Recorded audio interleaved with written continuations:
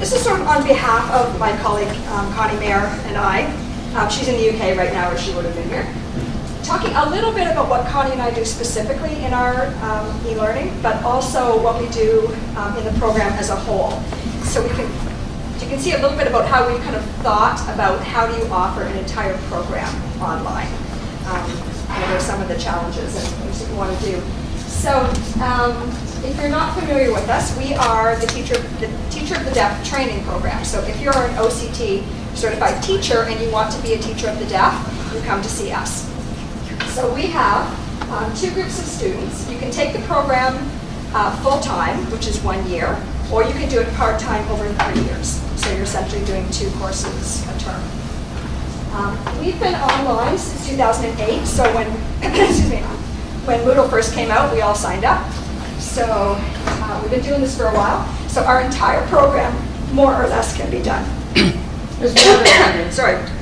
Our entire program can be done more or less online. So that's like 12 courses. So they all have to be available online. If you teach in our program, you must be online. It's a requirement. There is an on-campus component for some courses. So we're not quite fully online for the part-time students because we think there are some things that right now we just can't teach online. There are components of our program that are really technical, really hands-on. So there is some parts. We do that during the summer. So our part-time students come during the summer for those required on-campus components. We are opening the program up, though, to out-of-province, so we're going to have to figure that out. Because at this point, attendance for those components is non-negotiable, but we're going to have to figure out a way to teach that stuff online because we're going to have students that are going to be wherever in the world. So it's a professional certification program. So the way that it works is our full-time and our part-time students are taking the program together. They're just accessing it in a different way. They get a professional certification at the end of it, so they have to have the same educational experience. In a lot of ways, it would be easier to do, a different assignment for the part-time online students as for the full-time in front of us students. But we really can't do that because they have to come out with the same learning and the same certification. And then on top of that, we have a lot of accessibility requirements because we almost always have at least a student in our program with hearing loss. And so we have to be able to accommodate whether that person is in front of us or whether they're online. So the way it works is the full-time students and the part-time students are together in a course. The full-time students are in front of us in class. So Connie and I call those the bums and seats crowd. So we have the bums and seats crowd in front of us in a typical kind of lecture. And we lecture capture that, so we record it. The part-time students are able to attend lecture virtually. Not at the same time. Our part-time students are all working teachers. So they're not available during the day to be able to log on. I think they'd love to, but they watch the lecture afterwards. Okay. More and more, though, we've incorporated more kind of online work for everybody. So what we realized was, why not take advantage of some of the really cool online things that we can do for the full-time students? Why do they have to drive to class every single week for 12 weeks if they could be doing things online and use their time more efficiently and our time more efficiently as well? So at this point, the course is kind of like depends on the course, but about 60% kind of lecture in traditional on-campus that's recorded, and then online stuff that the full-time students do as well. So we've done a lot of creation of our own kind of sort of DIY online modules, and Chris is going to help us make them look much nicer and do some really interesting things with storylines. There's a lot of things in our program that are very kind of, it's new information, it's kind of technical, and really the best way, the easiest way for you to learn it is for me to just stand up here and explain it to you. It'll take me a fraction of the time for me to explain it to you that it would be for you to go and read about it. And so we do a lot of kind of tutorial kinds of videos where I sit in front of my computer, do a little PowerPoint, and do some kind of explanation of the topic, and then the students can watch that, on their own time, even the full-time students, and then when we come to class, we discuss it. So we're trying to really maximize our time. We do some, a lot of traditional stuff. We do some Adobe Connect office hours where the students can all log in with me. We don't do as much of that as we should because it works really well. All the students really love, especially the part-time students, to be able to log on in real time and interact with us. I think what we found is you really have to schedule those in at the beginning of the year so that they know these are the dates and they're set in advance. Otherwise, it falls off the radar and we don't do it. So just to give you a sense, this is what our lecture capture looks like. Glasses.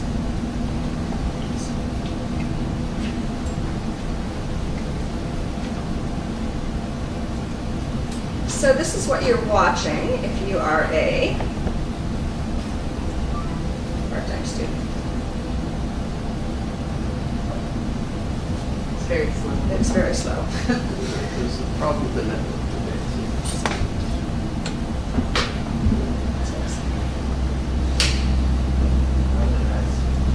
I don't even have a connection right now. No, it doesn't. Gary York's not working yet. Okay. And there's no audio. So, helpfully, we have that. This is kind of what it looks like. Connie and I do a lot of team teaching. So just Connie and I talk. You would hear us if there was audio, which is for the students, not for you. And all the students have mics. And so you get the classroom discussion going on. You'll see, so there is a group of students in front of us whose faces we never show. And they're wearing mics? Yeah, they all have desk ones mics. in the room. They all have the desk mics. Nobody opens their mouth in our classroom without a microphone turned on. So you'll see my mic. I'm used to teaching with a mic. I always teach with a mic. We have a sound system in the classroom. Because if you're going to lecture capture, you have to have good audio. You can't. Students cannot cope with bad audio. So like this, right, as you see. But for our accessibility, we have it captioned as well. So this did not happen overnight. This is a ton of work to make this happen for every single class in every single course in our program. But when it works, and it does, we've gotten it to work really well. It's pretty amazing. The students say that it's almost like coming to class. It's not quite as good, but it's the next best thing. Okay. So that's about 60% of the content of the course is like that.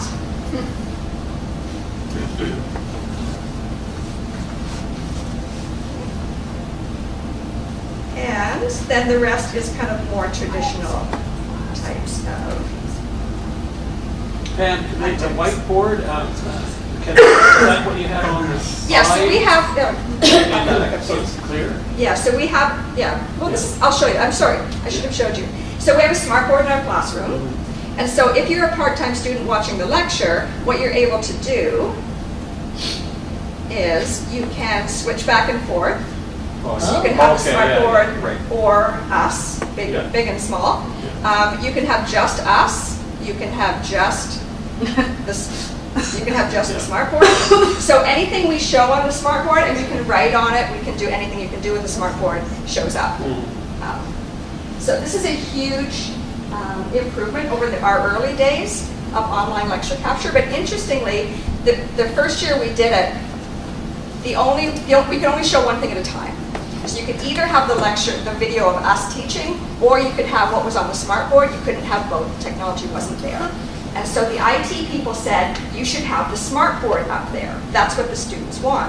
We asked the students, that's not what the students wanted. The students wanted video of us, and it wasn't great quality, Billy knows. It wasn't great quality, it was a little fuzzy, the lighting was bad. It was not good video, but that's what they wanted. They wanted to see us standing up there teaching, and then they would be like trying to see what was on the smart board from the camera. So that was so interesting to us, that's what the students said. And then our Moodle is just kind of a Moodle.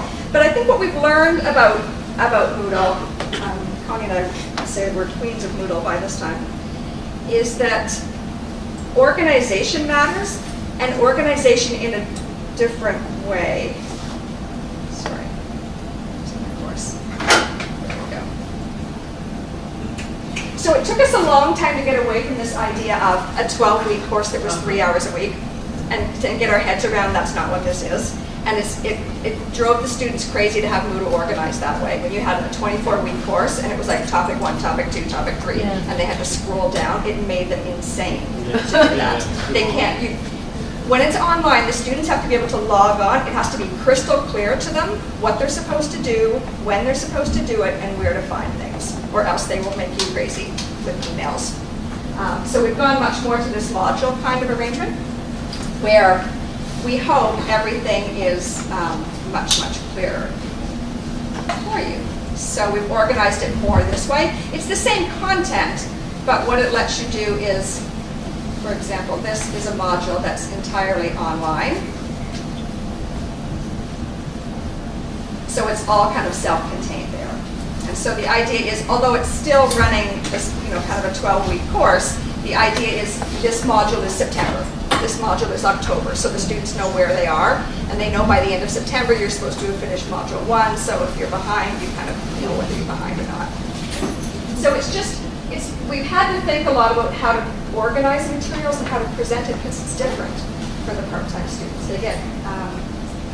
It's easy for them to get lost, and when they're not sure, they get disengaged.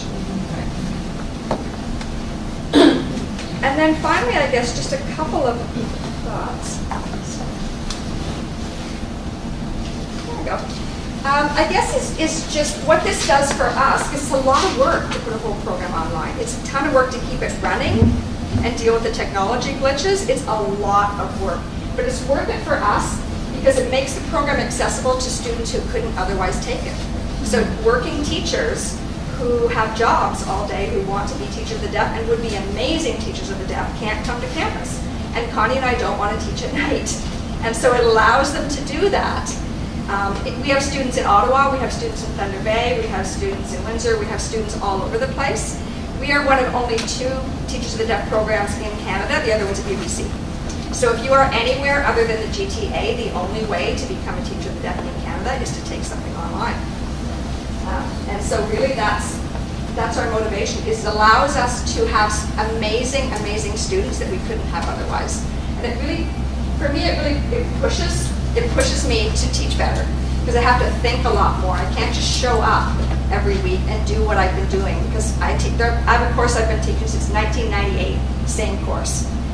I don't want to fall into the trap, and I can't fall into the trap with this of showing up every single week and teaching what I taught last year. It just doesn't work. Okay. Our challenges, I guess, just to finish up, are not about the technology. It used to be about the technology when we started out. The technology had glitches. The technology is so much better. We have a different set of issues now. We have issues around copyright for web-based video, because we use a lot of video. And nobody's really sorted out the rules, as far as we can tell, about what you can put on your course and what's legitimate and what's not. So copyright is an issue. And for us, accessibility around captioning. So if we want to say, watch this YouTube clip, watch this whatever, and do something with it, write a response or think about it or discuss, it has to be captioned for our students. And captioning for web-based video is atrocious. It's either not there or it's there, but it's really, really bad. So I could do an entire lecture on the insanity of YouTube captioning. It's really bad. It's atrocious. Yeah. But I guess just finally, what we've learned is you always have to put the teaching first and the technology second. So because I'm a techie person, I'm always tempted I see stuff online and I go, oh, that's so cool, I could put that in my course. And what you really have to do is go, no, what do I want to do with my teaching? And is there a tool out there that would let me do that and go do it that way? Just plunking in cool bits of technology doesn't make any sense. It still always goes back to what we've always done, really. Just using some different tools to make it interesting and geographically accessible, I guess, for us. Thanks, Pam. Thank you.